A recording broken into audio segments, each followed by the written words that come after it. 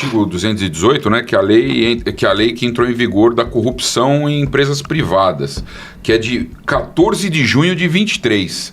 Quer dizer, eu não vou nem falar, não vou nem acusar, porque a gente nunca tem prova, né, mas os números são estratosféricos.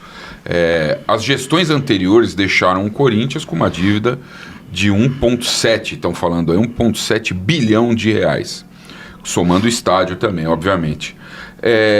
Mas desde junho do ano passado, corrupção no Corinthians, em qualquer empresa privada, mas especificamente o Corinthians, é cana. Você acredita que isso possa acontecer um dia aí? A gente lá tem uma diferença de empresa privada, é uma questão de entendimento, mas hoje a Lei Geral do Esporte e também antes a Lei Pelé, a Lei do Profut, você tinha vários mecanismos para fazer essa apuração. O que a gente precisa é ter realmente prova das coisas, você levar à frente, e a paixão do dirigente, do torcedor e daquele que tem que é parceiro no grupo político não supere a razão e o que manda a lei. A gente tem que ter um equilíbrio.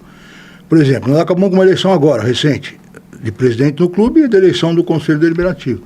O que a gente está buscando no Conselho é dar uma pacificada no clube. A gente tem que ter uma instância onde a razão prevaleça. Não dá para ser tudo culpa do que saiu, tudo culpa de quem está entrando, que não está fazendo uma boa administração. A gente tem que ter um pouco de razão e nós estamos lidando com o Corinthians, que é uma marca forte, tem uma torcida muito consumista, né? Aficionada, que é um consumo violento. Então a gente tem que ter um pouco de respeito e saber que o Corinthians, ele faz nascer dinheiro na terra. Então assim, só não quebrou ainda por causa disso. Nos últimos dias... é maior que o buraco, a gente brinca com isso. Cascão, nos últimos dias, bombou a notícia de que no ano passado, né, no final do ano passado, o Corinthians se acertou com a Caixa e vai dar bom e tá tudo certo, vão pagar a arena e tal. E agora, 2-3 dias atrás, mais ou menos, né, zebrou, não tem mais negócio e tal. Qual a informação que a gente... Porque o torcedor pergunta muito isso. Então, mas aí você vê uma coisa. Eu lembro quando saiu essa notícia, foi na véspera da eleição. E eu, inclusive, na época... Isso ficou, obviamente, reservado. Eu não falei, até porque acho que tem coisa que a gente tem que se manter. Respeito ao estatuto, a própria imagem do clube. Tem coisa que a gente não fala, até para não causar prejuízo à nossa imagem. Mas eu mandei um e-mail. Eu falei com o presidente do conselho na época, o doutor Alexandre Uzi. Eu falei, olha, nós não vimos nenhum documento. Tem que passar no conselho isso. Não tem nada que possa ser feito de acordo com a Caixa que ele passe, sem passar no conselho. E eu na época até mandei um ofício para o presidente do Ilho e para o próprio presidente Uzi, falando, não dá para fazer nada com a Caixa sem passar no Conselho. O Conselho tem que autorizar, tem que deliberar, sem passar no CORE. E ainda perguntei se algum documento tinha passado, se tinha alguma coisa que eu estava mal informado. E não tinha, e o assunto parou. Mas eles levaram uma proposta para a Caixa e não adiantava a Caixa aprovar também, que se não passou no Conselho não ia viabilizar. Mas a gente vê que as coisas se repetem. Hoje o presidente Augusto está em Brasília tentando negociar com a Caixa. Sim, eu vi uma foto. Diz a mídia que ele está fazendo uma proposta, eu não acredito. Eu acho que ele está conversando para ver a viabilidade, trocando ideias, apresentando talvez a sugestão. O Rosala deve estar com alguma ideia tal, e devem estar só debatendo para não viabilizar nada que não seja aceito. Mas isso tudo tem que passar no Conselho, tem que ser transparente. Porque se não passar no Conselho... Não tem Cristo que aprove, porque não adianta os órgãos aprovarem, porque vai cair na justiça. E falando em aprovação, sempre ao final de uma gestão, não sei se é final de gestão ou se é ao final de ano, existe a aprovação das contas, né? Tem que aprovar as contas ali. As contas são aprovadas são votadas no mês de abril. Fecha o ano fiscal, em dezembro. No mês de abril são votadas as contas do ano anterior. Então agora, em abril, vão ser votadas as contas do ano anterior. Do Ilho. Isso, exatamente. Como é que está isso? Como é que isso funciona? Se de repente essas contas não são aprovadas, o que cabe em relação ao do Ilho, que foi o presidente anterior?